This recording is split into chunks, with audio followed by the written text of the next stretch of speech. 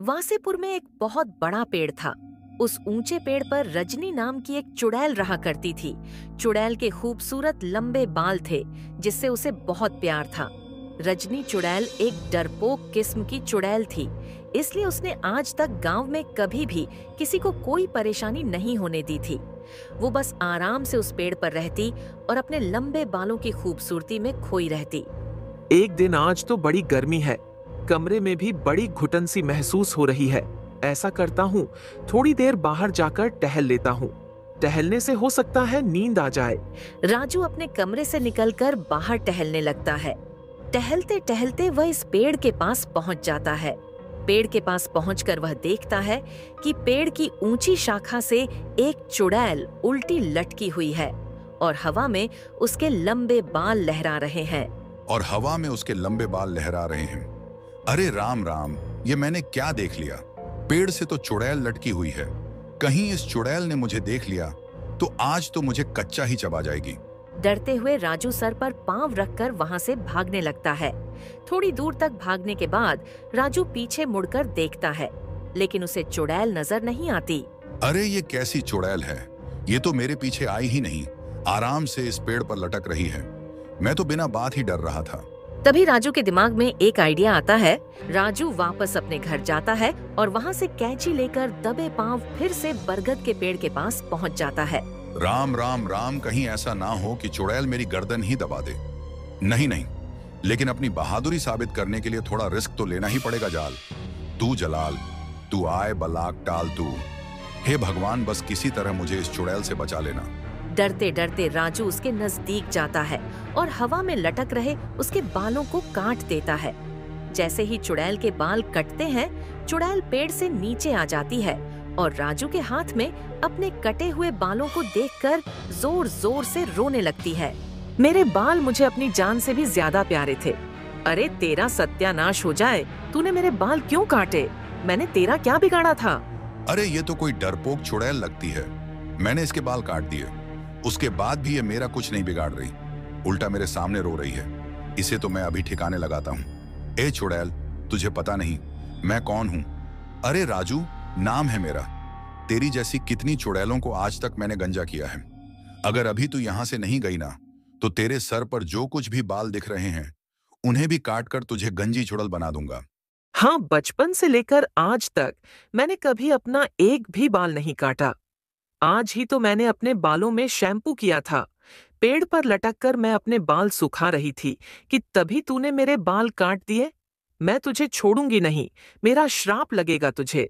अरे तू जाती है या नहीं? चल भाग यहाँ से। राजू की आवाज सुनकर चुड़ैल रोते हुए वहां से चली जाती है।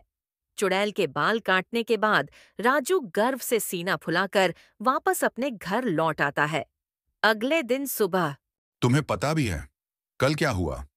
आधी रात के बाद मुझे अपने घर के बाहर एक चुड़ैल के रोने की आवाज सुनाई दी।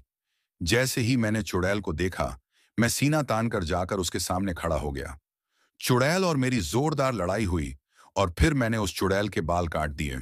जैसे ही चुड़ैल के बाल मेरे हाथ में आए, चुड़ैल दुम दबाकर वहां से भाग खड़ी हुई। आज के बाद तुझे किसी से भी घबराने की जरूरत ना। अरे तेरा पति एक चुड़ैल को हरा सकता है, तो इंसान क्या चीज है? क्या बात कर रहे हो चिंटू के बापू?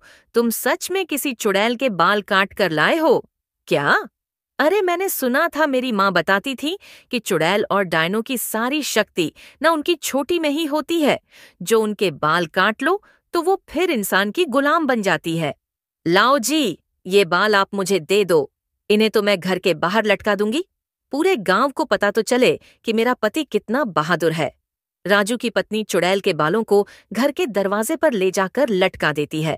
घर के दरवाजे पर बाल लटके देख हर आता जाता आदमी रुककर उन बालों के बारे में राजू की पत्नी शीला से पूछने लगता है। अरे शीला, ये किसके बाल काट के दरवाजे पर टांग लिए? तूने दिमाग तो ठीक है? तुम दोनों मियाँ बीवी का। हमारा दिमाग तो एकदम ठीक है, पता भी है ये बाल किसके हैं। जो पूरी बात जा न गई, ना तो दांतों तले उंगली दबा लोगी। अच्छा, हमें भी तो पता चले किसके बाल हैं ये। अरे कल हमारे चिंटू के पापा को बरगद के ऊपर लटकते हुए चुड़ैल दिखाई दे गई। बस फिर क्या था? आपको तो पता ही है कि कितने बहादुर हैं। ये इंसान हो या जानवर हो या भूत, प्रेत चुड़ैल, ये किसी से भी नहीं डरते।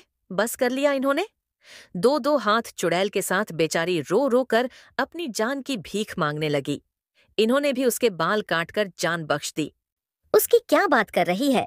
तेरा पति चुड़ैल को हराकर उसके बाल देखते ही देखते पूरे गांव में यह खबर फैल गई थी कि राजू ने एक चुड़ैल को हराकर उसके बाल काट लिए हैं। बरसों से मैं इसी बरगद के पेड़ पर रह रही हूँ, लेकिन कभी किसी आते जाते आदमी को मैंने परेशान नहीं किया। लेकिन अब मैं किसी को नहीं छोड़ूंगी। उसी रात चुड़ैल राजू के घर जाती है और वहां पर घर के दरवाजे पर अपने बालों को लटके हुए देखकर उसे बहुत गुस्सा आ जाता है।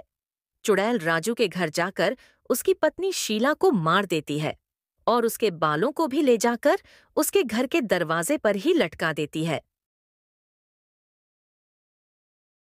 अगली सुबह जब राजू उठता है तो शीला को देखकर जोर जोर से रोने लगता है।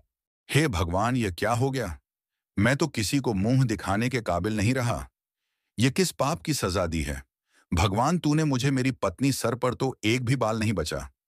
अगर गांव वाले मुझे ऐसे हाल में किसी ने भी देख लिया तो लोग मुझे नाला नला कहकर चिढ़ा जाएंगे। शीला अब इस दुनिया में रही थी कि तभी रामू का बेटा मोंटू वहां आ जाता है। ए नाले, कौन है तू? मेरी मम्मी कहाँ है? मोंटू बेटा, मैं तुम्हारा पापा हूं। तुम अपने पापा को ऐसे क्यों बोल रहे हो? झूठ बोलते हो। अरे मेरे पापा तो बहादुर हैं, तुम्हारी तरह नाला नहीं है कि तू कोई नल्ला है। सच सच बता, मेरी माँ कहाँ है? मोंटू के मुंह से ऐसी बात सुनकर तो रामू और जोर जोर से रोने लगता है। अरे क्या जरूरत थी आपको उस चुड़ैल के बाल काटकर लाने की? हो ना हो भाई, चुड़ैल तेरी माँ को मारकर चली गई हो, अब मेरा क्या होगा? अगली रात सबके सोने के बाद एक बार फिर चुड़ैल गांव में आती है और शीला के पड़ोस में रहने वाली कोमल मारकर बाल काटकर शीला के दरवाजे पर लटका जाती है। अरे यह क्या हो गया? अब कोमल भाभी को भी मार दिया। ये चुड़ैल की हिम्मत कैसे हुई मेरे गांव के लोगों मारने की? अरे मैं आपके के पड़ोसी क्यों मारूं? ये मैं नहीं, वो चुड़ैल कर रही है। यकीन ना हो तो मेरी पत्नी शीला को देख लो। कल रात को उस चुड़ैल ने शीला को भी मारा। हाँ, तुम ठीक बोल रहे हो। इसके हम सब गांव वाले मिलकर उस चुड़ैल को सबल सिखाएंगे। दिनेश की बात सुनकर रामू भी रोते पीटते अपने घर लौट जाता है। अब तो हर रोज गांव में किसी की मौत हो रही है, उस चुड़ैल को नहीं छोड़ेंगे। ये सब सुनकर बिरजू घर चला जाता है। अगले दिन पूरे गांव में बाल काटने वाली चुड़ैल की दहशत फैल गई थी। बाल काटने वाली चुड़ैल की समस्या गांव में अब इतनी बड़ी हो गई थी कि गांव के लोग उस समस्या को लेकर सरपंच के पास पहुंच जाते हैं। अचानक से गांव में ऐसा क्या हो गया कि आधा गांव आ रहा है? आखिर हम गांव वालों ने उस चुड़ैल का बिगाड़ा क्या है? मैं बताती हूँ सरपंच जी। ये जो बड़बोला राजू है ना, यही उस चुड़ैल के बाल काट कर लाया था और उन बालों को इसने अपने दरवाजे पर लटका दिया। बस उसी रात से चुड़ैल बारी बारी से गांव में सबको गंजा कर रही है। मैं तो कहती हूँ इस राजू को गांव से बाहर निकाल दो तो वो चुड़ैल अपने आप हमारा पीछा छोड़ देगी। इसे गांव से बाहर निकालने से कुछ नहीं होगा सरपंच जी। अरे इसी ने उस चुड़ैल को उकसाया था। हम सब मिलकर इस राजू को चुड़ैल के पास जाकर छोड़ आते हैं। चुड़ैल अपने आप इसके साथ हिसाब बराबर कर लेगी। वैसे भी यह तो बड़ा बहादुर बनता घूमता है ना, हम भी तो देखें कितना बहादुर है ये देखो। राजू, तुमने उस चुड़ैल के बाल काटकर अच्छा काम नहीं किया। आज तक उस चुड़ैल ने कभी इस गांव में किसी को कोई नुकसान नहीं पहुंचाया था, लेकिन जब से तुमने उसके बाल काटे हैं वो इस गांव में सबको परेशान कर रही है। अरे चुड़ैल के डर से गांव के लड़के लड़कियों की शादी नहीं हो रही, क्योंकि गंजे होने के डर से कोई भी हमारे गांव में रिश्ता जोड़ना नहीं चाहता। अगर तुम चुड़ैल से माफी नहीं मांगोगे तो हमें तुम्हें इस गांव से बाहर निकालना होगा। गांव वालों की बात सुनकर राजू उसी रात चुड़ैल के पास जाता है। चुड़ैल बहन, मुझे पता है तुम इसी पेड़ के ऊपर रहती हो। देखो बहन, मैं तुमसे माफी मांगने आया हूँ, हो सके तुम मुझे माफ कर दो। राजू की आवाज सुनकर चुड़ैल उसके सामने आ जाती है। उस दिन तो तू बहुत बड़ी बड़ी बातें कर रहा था, आज मुझसे माफी मांगने आए हैं। कोई माफी नहीं मिलेगी तुझे। इतना दुख तो मुझे अपनी मौत का भी नहीं हुआ था जितना मुझे मेरे बालों के कटने का हुआ है। तुझे माफी चाहिए ना?